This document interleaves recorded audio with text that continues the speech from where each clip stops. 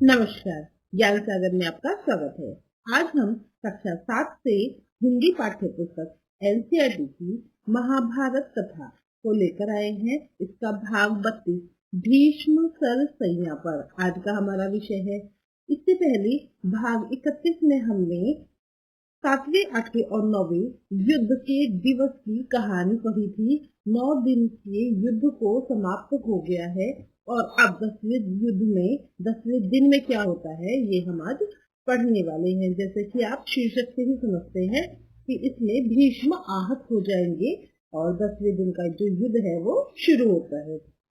हम वीडियो शुरू करें इससे पहले हम आपसे दरखास्त करते हैं कि अगर आपको हमारी वीडियो पसंद आती है तो लाइक कीजिए, दोस्तों में शेयर कीजिए और चैनल पर नए हैं तो चैनल पर आए हैं नए व्यूवर्स आए हैं उनका हम स्वागत करते हैं और नए व्यूवर्स को सब्सक्राइब करने की प्रार्थना करते हैं। चलिए हमारा चैनल सब्सक्राइब करके आगे बढ़ते हैं। 10वें दिन का युद्ध शुरू हुआ। आज पांडवों ने शिखंडी को आगे किया था। आगे आगे शिखंडी और उसके पीछे पीछे अर्जुन। शिखंडी की आड़ से अर्जुन ने पितामह पर बाण बरसाए। शिखंडी के बाणों ने वृद्ध पितामह का वक्षस्थल बींध डाला। भीष्म ने अपने चेहरे पर जरा भी शिकन न आने दी और शिखंडी के बाणों का प्रत्युत्तर नहीं दिया। अर्जुन ने जब यह देखा तो पितामह प्रतिशोध नहीं कर रहे तो जरा जी कड़ा करके उसने भीष्म के मर्म स्थलों को लक्ष्य करके तीखे बाणों से बेधना शुरू कर दिया। भीष्म का सारा शरीर बिंद गया पर इतने पर भी उनका मुख मलिन नहीं हुआ। भीष्म ने अर्जुन पर शक्ति शस्त्र चलाया। अर्जुन ने उसे 3 बाणों से काट गिराया। अब भीष्म को यह निश्चय हो गया था कि आज का युद्ध उनका आखिरी युद्ध होगा। इस कारण वह हाथ में ढाल तलवार लेकर रथ से उतरने लगे। अर्जुन का बाण बरसाना जारी था। उनके बाणों ने पितामह के शरीर में उंगली रखने तक की भी जगह न छोड़ी। पितामह के सारे शरीर में बाण ही बाण घुस गए। ऐसी अवस्था में भी भीष्म रथ से सर के बल जमीन पर गिर गए।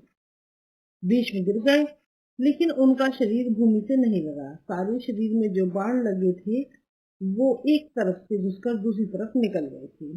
भीष्म का शरीर जमीन पे न गिर के उन तीरों के सहारे ही ऊपर उठा रहा।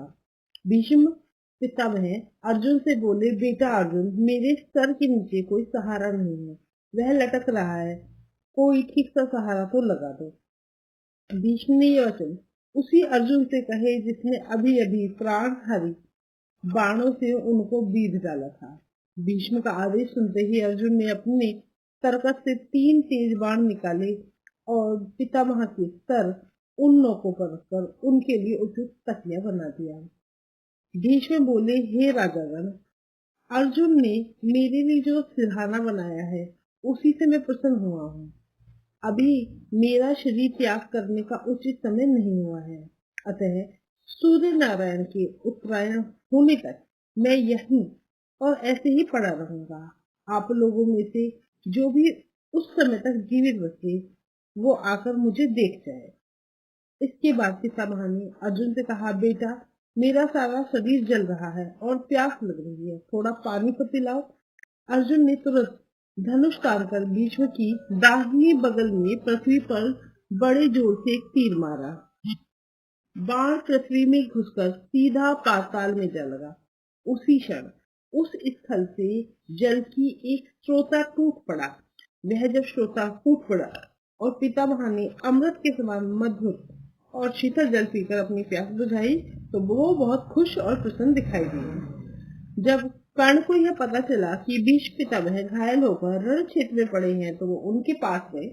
प्रणाम करके जब कर्ण उठा तो पितामह को उनके मुंह पर भय की छाया सी नजर दिखाई दी। यह देखकर भीष्म के दिल भर आया। शरीर पर लगे बाणों से होने वाले कष्ट को दबाकर बोले, बेटा, तुम राधा के पुत्र नहीं कुंती के पुत्र हो। सूर्य पुत्र, मैंने तुमसे कभी द्वेष नहीं किया, ऐ कारण ही तुमने पांडवों से बैर रखा। इसी कारण तुम्हारे प्रति मेरा मन मलिन हुआ। तुम्हारी दानवीरता और शूरता से मैं भली भांति परिचित हूँ। इसमें कोई संदेह नहीं कि शूरता में तुम कृष्ण और अर्जुन की बराबरी कर सकते हो। तुम पांडवों में ज्येष्ठ हो, इस कारण तुम्हारा कर्तव्य है कि तुम उनसे मित्रता कर लो। मेरी यही इच्छा है कि युद्ध में मेरे सेनापति के साथ ही पांडवों के प्रति तुम्हारे वैर भाव का आज ही अंत हो जाए। यह सुनकर कर्ण बड़ी विनम्रता के साथ बोलता है कि पितामह, मैं जानता हूँ कि मैं कुंती का पुत्र हूँ, लेकिन यह भी मुझे मालूम है कि मैं सुपुत्र नहीं हूँ। लेकिन ये बात मुझसे नहीं हो सकती कि अब मैं दुर्योधन का साथ छोड़ दूं और उनके शत्रुओं से जा मिलूं। मेरा कर्तव्य यही है कि मैं दुर्योधन के पक्ष में रहकर युद्ध करूं। आप कृपा करके मुझे इस बात की अनुमति दें कि मैं दुर्योधन की तरफ से लड़ूं। मैंने जो कुछ किया या कहा उसमें जितने दोष हों उसके लिए मुझे क्षमा कर दीजिए। कर्ण का कथन भीष्म बड़े ध्यान से सुनते रहे। इसके बाद बोले, जो तुम्हारी इच्छा हो वही करो। भीष्म पिता से आशीष पाकर कर्ण बहुत प्रसन्न हुआ और रथ पर चढ़कर युद्ध क्षेत्र में जा पहुंचा। कर्ण को देखते ही दुर्योधन आनंद के मारे फूल उठा। भीष्म के विछोह का जो दुख उनके लिए दुस्सह का प्रतीत हो रहा था, अब कर्ण के आ जाने पर किसी तरह उसे भूल जाना उसके लिए संभव मालूम होने लगा। दुर्योधन और कर्ण इस बारे में सोच विचार करने लगे कि अब सेनापति किसे बनाया जाए। रीति से द्रोणाचार्य का सेनापति पद पर अभिषेक हुआ। द्रोणाचार्य ने 5 दिन तक कौरवों की सेना का संचालन करते हुए घोर युद्ध किया। यद्यपि अवस्था में वो बूढ़े थे, फिर भी सत्यकी, भीम, अर्जुन, धृष्टद्युम्न, अभिमन्यु, द्रुपद, काशीराज आदि सुविख्यात वीरों के विरुद्ध द्रोणाचार्य अकेले ही भिड़ जाते थे और एक एक को खदेड़ देते थे। 5 दिनों तक उनके हाथों पांडवों की सेना बहुत ही सताई गई।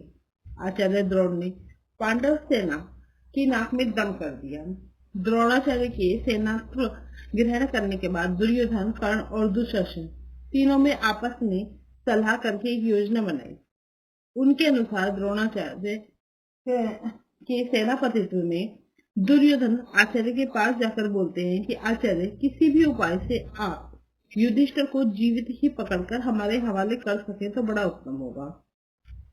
दुर्योधन का उद्देश्य कुछ और ही था। दुर्योधन को यह भी पता चल गया था कि युधिष्ठिर का वध करने से कोई लाभ नहीं हो सकता है। इसके विपरीत यदि युधिष्ठिर को जीवित पकड़ लिया जाए तो युद्ध भी शीघ्र बंद हो जाएगा और जीत भी कौरवों की होगी। थोड़ा राज्य युधिष्ठिर को देने का बहाना करना होगा, सो वह कर देंगे और बाद में फिर जुआ खेल के सहदेव से वापस छीन भी लेंगे। उन्हीं सब विचारों से प्रेरित होकर दुर्योधन ने द्रोणाचार्य से युधिष्ठिर को जीवित पकड़ लाने का अनुरोध किया। लेकिन द्रोण को जब दुर्योधन के असली उद्देश्य का पता चला तो वह उदास हो गए। इससे उनके मन में दुर्योधन के प्रति तीव्र घृणा उत्पन्न हो गई। मन ही मन वह सोचकर उन्होंने संतोष कर लिया कि युधिष्ठिर के प्राण न लेने का कोई न कोई बहाना तो मिल ही गया। पांडव तो द्रोणाचार्य के अद्वितीय शूरता और शास्त्र विद्या के अनुपम ज्ञान से भलीभांति परिचित थे। जब यह सुना कि द्रोणाचार्य ने युधिष्ठिर को पकड़ने का निश्चय ही नहीं किया है बल्कि प्रतिज्ञा भी की है, तो वे भयभीत हो गए। सबको यही चिंता होने लगी कि किसी तरह युधिष्ठिर की रक्षा का पूरा प्रबंध किया जाए। अब ये प्रबंध कैसे किया जाए? द्रोण ने अपने सारथी को आज्ञा दी थी कि रथ को उस ओर ले चलो जिधर युधिष्ठिर युद्ध कर रहे। युधिष्ठिर संभले इससे पहले ही द्रोणाचार्य वेग से उनके निकट जा पहुंचे। धृष्टद्युम्न ने 1000 चेष्टा की परंतु द्रोण को नहीं रोक सका। युधिष्ठिर पकड़े गए कि चिल्लाहट से सारा कुरुक्षेत्र गूंज उठा। इतने में एकाएक न जाने कहां से अर्जुन उधर आ पहुंचा और अर्जुन ने गंडीर से बाणों की ऐसी विरल बौछार छोड़ दी कि कोई देख ही नहीं पाता था कि बाण धनुष पर चढ़ते और कब छुट जाते। कुरुक्षेत्र का आकाश बाणों से भर गया। इस कारण सारे मैदान में अंधकार सा छा गया। अर्जुन के हमले के कारण द्रोणाचार्य को पीछे हटना पड़ा। युधिष्ठिर को जीवित पकड़ने का उनका प्रयत्न विफल हो गया और संध्या हो गई। संध्या होते होते उस दिन का युद्ध भी समाप्त हो गया। कौरव सेना में भय छा गया। पांडव सेना के वीर शान से अपने शिविर में लौट आए। सैन्य समूह के पीछे चलते हुए कृष्ण और अर्जुन अपने शिविर में जा पहुंचे। इस प्रकार 11वें दिन का युद्ध भी समाप्त हो जाता है। हम 12वें दिन का युद्ध इसी वीडियो में करते हैं। चलिए आगे बढ़ने से पहले नए व्यूवर्स का स्वागत करते हैं और जो हमारे चैनल पर नए हैं उनसे हम दरखास्त करते हैं कि हमारी चैनल को सब्सक्राइब कर लीजिए। चलिए 12वां दिन भाग 33। युधिष्ठिर को जीवित पकड़ने की चेष्टा विफल हो जाने पर अंत में यही निश्चय किया गया कि अर्जुन को युद्ध के लिए ललकारा जाए और लड़ते लड़ते उसे युधिष्ठिर से दूर हटाकर ले जाया जाए। हम जानते हैं कि युधिष्ठिर की रक्षा के लिए अर्जुन बाणों की बौछार करके उनके आसपास ही युद्ध कर रहे थे। लड़ते लड़ते वो चाहते थे कि युधिष्ठिर से अर्जुन दूर हो जाए। युद्ध का 12वां दिन था। बहुत ही भयानक लड़ाई हो रही थी। आचार्य द्रोण ने युधिष्ठिर को जीवित पकड़ने की कोई चेष्टा पर भी असफल रहे। भगदत्त के हाथी ने भीमसेन को मार दिया। यह सोच सुनकर युधिष्ठिर ने भी विश्वास कर लिया कि भीमसेन सचमुच ही मारा गया। यह सोचकर उन्होंने वीरों को आज्ञा दी कि वे भगदत्त पर हमला करें। इधर युधिष्ठिर द्वारा भेजी गई कुमकुम आ पहुंची।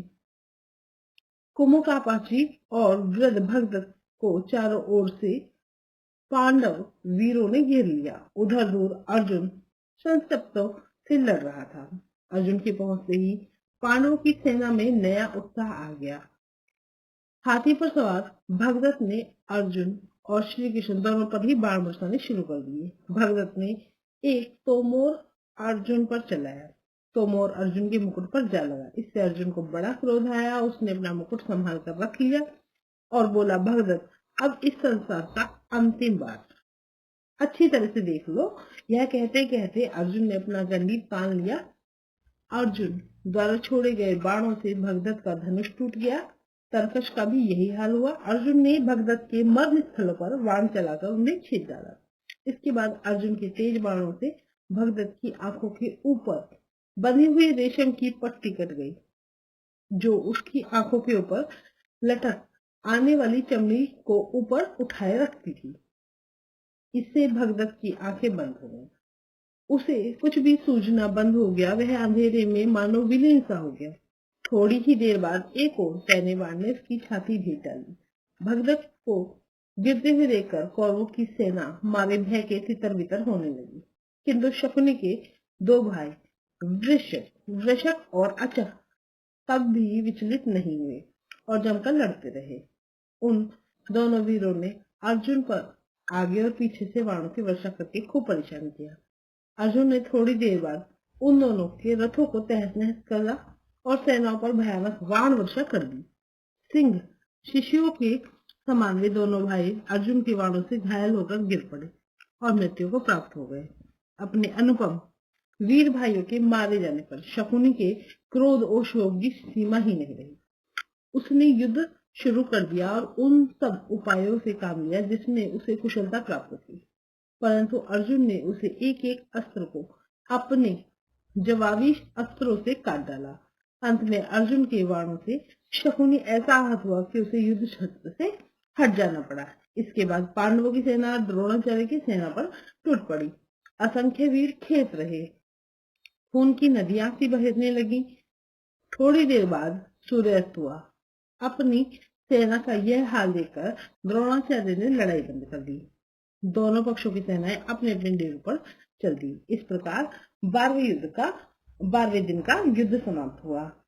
आज हमने 12वें दिन के युद्ध तक समाप्त होने तक की कथा पढ़ी है।